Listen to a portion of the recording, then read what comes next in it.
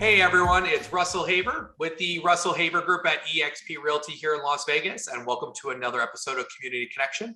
Today I am with Julian Serrano, the CEO of Altruistic Community Solutions. How are we doing today? Doing pretty good. Thank you, Russell. I appreciate you having me. I want to kind of know more. Tell me about what do you guys do over there on the altruistic world? We're a startup tech company. We do 5G smart city development. So we have a couple products, 5G cell tower. So what it is kind of looks like a circular tower that has digital displays wrapped around it. But what it does is, if you've seen those cell towers that are like really ugly, that look like the fake trees, it basically takes that and beautifies it. So it takes all that cell equipment and hides it. One of the things that people don't know about 5G is, in order for it to get deployed, although you hear it on TV, on every advertising stream channel that you can find, it's going to require a lot of equipment to be installed across the city. A lot of densification is going to be required to get 5G implemented, where you really have the fast speeds, so you can get things like drone delivery or autonomous vehicles. So in order for these things to happen, it's going to require a lot of sites. So the idea is, you take that ugly looking cell tower and you make it nice and pretty. You put digital displays, and either cities can use it for advertising, or let's say a for-profit company can use it for advertising. Think of a McDonald's, a Burger King, or even a Walgreens. And so these towers are built with kiosks inside, so people can use them for, let's say, payment processing, or as a kiosk for, let's say, pharmacy distribution of potentially, as you go in to fill your prescriptions. How did you get involved in this? How long have you been doing this for? Like, what? That's interesting. So my career has been in 100% in nonprofit. So my entire professional career, I started at Goodwill here in Southern Nevada back in 2009. And so I worked in tech at Goodwill. And during my time there, I just really started to understand the community needs. And as I started to understand the community needs, I wanted to do more. And so I was always like this flag bearer for technology and trying to lead community initiatives. But what I realized is, my career nonprofit that took me to other organizations, and now currently still working with the nonprofit sector, is that in order to really make change in a community, tech has to drive that. And so I try to do things at the nonprofits and bring innovative ideas, and they just weren't ready. And so I finally got to the point, crossroads of leaving unemployment, and said, I think I'm going to start this. I'm going to give this a shot. Thankfully, I was able to network with a lot of the people that were working within the industry, and what they say, it's luck, opportunity, and preparation. Capitalizing on opportunities. I'm thankful to be in the situation that I'm in now. What makes you so unique in what you do, and what do people like about what you provide? In addition to the cell tower, we also can take an existing street light.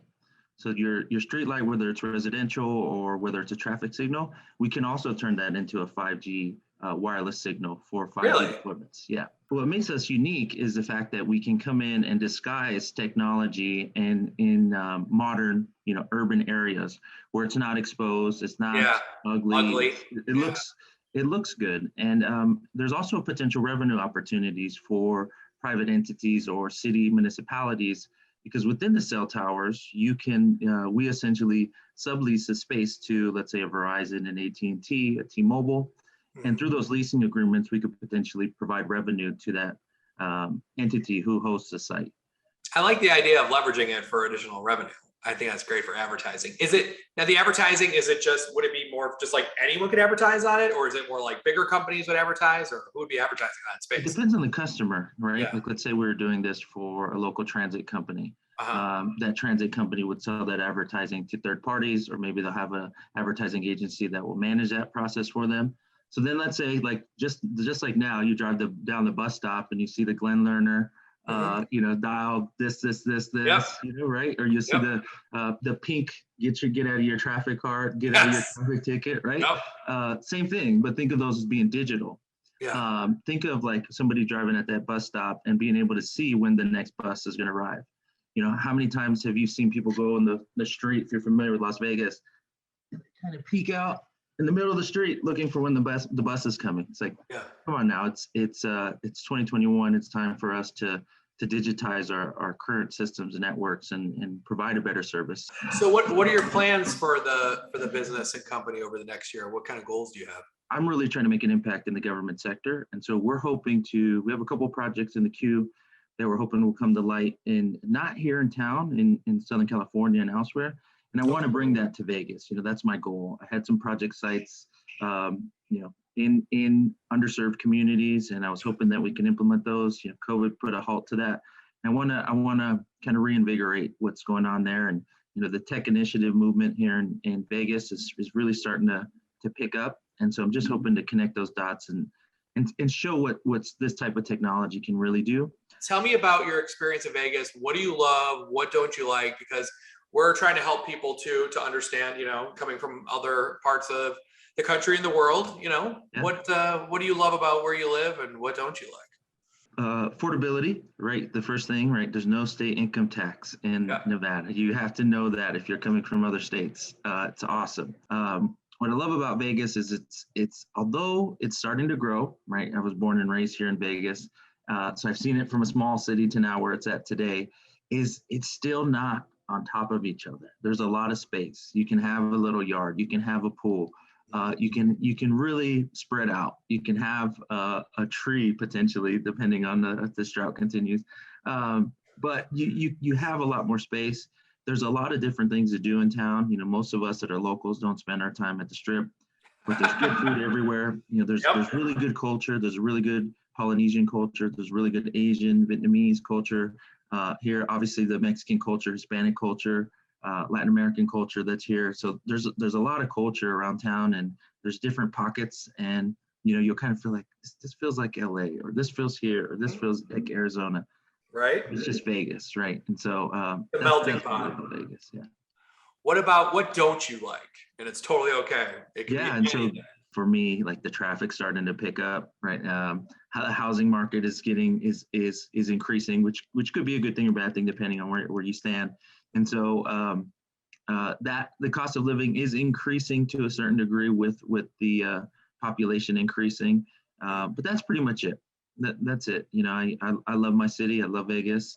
I think that we have so much potential. There's a scrappiness about us, and it's a melting pot, right? It's like people who've started and maybe things didn't work out for them in another city, and they figured it out here in Vegas. And so it's kind of an underdog town, and I love that about us.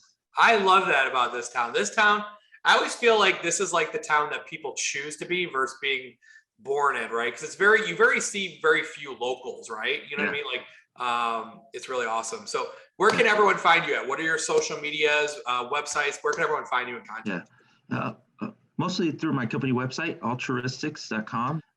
You can find me there. There's a simple form, or email me, and we'll get in contact and see what we can do. If there's a property you have or potential innovative project you're looking at, I'd love to discuss and see what we can do.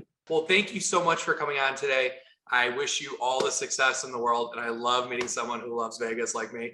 Thank you, Russell. No, I really appreciate what you guys are doing. It's amazing that there's these opportunities for local business owners in what we're doing, and just that's how we build a community, is just one door at a time and helping one another. So thank you. Exactly. Thank you so much for coming on, and everyone, thank you for watching. Have yourself a great day. Take care. Bye.